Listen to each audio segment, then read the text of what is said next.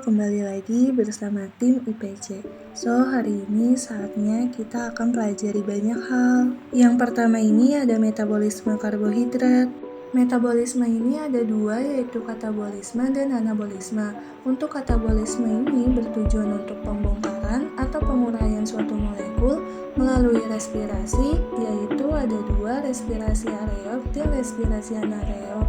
Untuk anabolisme ini bertujuan untuk penyusunan atau sintesis suatu molekul melalui fotosintesis atau asimilasi. Katabolisme karbohidrat yang pertama ini respirasi aerob melalui 3 tahap. Yang pertama ini glikolisis, kedua siklus atau daur Krebs, yang ketiga ini sistem transfer elektron, yang kedua ini respirasi anaerob melalui fermentasi, yaitu fermentasi alkohol dan fermentasi asam laktat.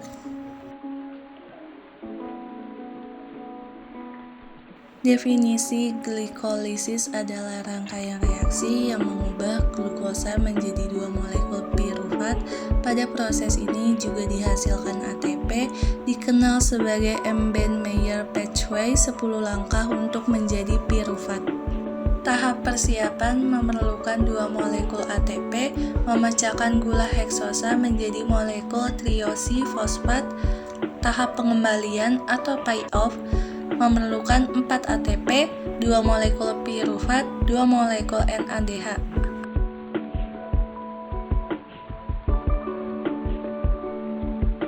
Tahap pertama, fosforilasi glukosa, reaksi yang irreversibel, heksokinesis, yaitu transfer gugus fosfat pada molekul heksosa yang memerlukan Mg dan terdapat di semua jenis sel. Tahap kedua, dikatalis fosfoglucoisomeris, perubahan isomer dari aldosa ke ketosa, reaksi yang berlangsung dengan cepat karena standar energi bebas yang kecil. Enzim ini memerlukan Mg dan spesifik untuk substratnya.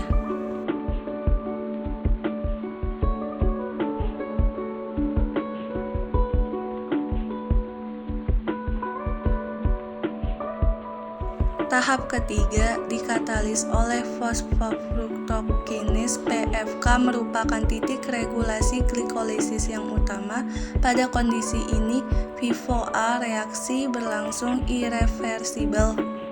Tahap keempat, menghasilkan 2 molekul 3 karbon DHAP dan G3P, dikatalis oleh fruktosa 1, 6 bisfosfat aldolis. Meskipun energi bebasnya sangat positif, akan tetapi di dalam sel A dapat diatur agar tetap cenderung ke arah pembentukan produk dengan cara konsentrasi produk dibuat sangat rendah.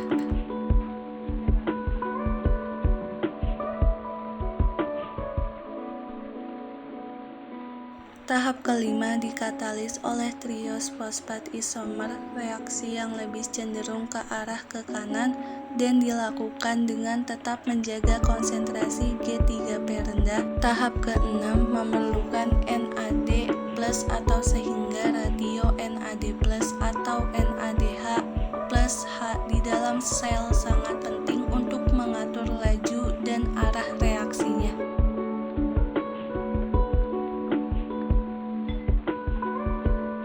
Tahap ketujuh merupakan reaksi fosforilasi tingkat substrat untuk ADP menjadi 3PG dan ATP karena dihasilkan 2 molekul ATP untuk setiap satu glukosa, maka pada tahap ini reaksi menjadi impas. Tahap ke-8, reaksi pada kondisi standar cenderung lebih ke arah kiri untuk membentuk 3PG di dalam sel. Konsentrasi 3PG dijaga pada konsentrasi yang selalu tinggi sehingga reaksi cenderung ke arah kanan.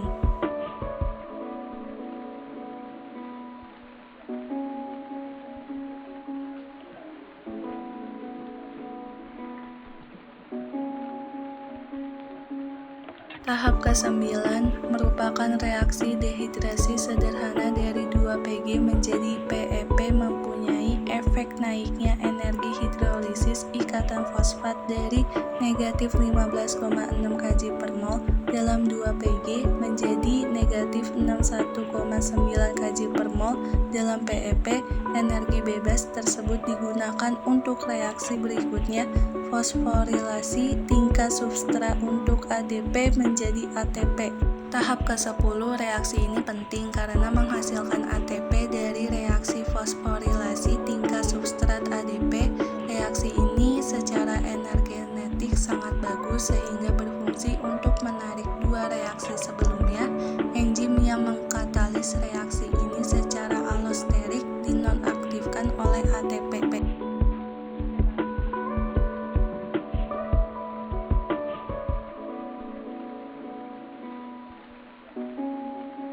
Proses pengubahan pirufat menjadi asetil CoA asam pirufat dari sitosal melewati protein dalam ke matris mitokondria. Enzim pirufat dehidrogenis menyebabkan oksidasi pelepasan satu atom C dari asam pirufat menjadi CO2. NAD+ direduksi menjadi NADH. Fragmen berkarbon 2 terbentuk asetil grup. Penambahan koenzim min A membentuk asetil CoA-A. Koenzim A memiliki satu atom S yang diikat pada fragmen asetil tidak stabil.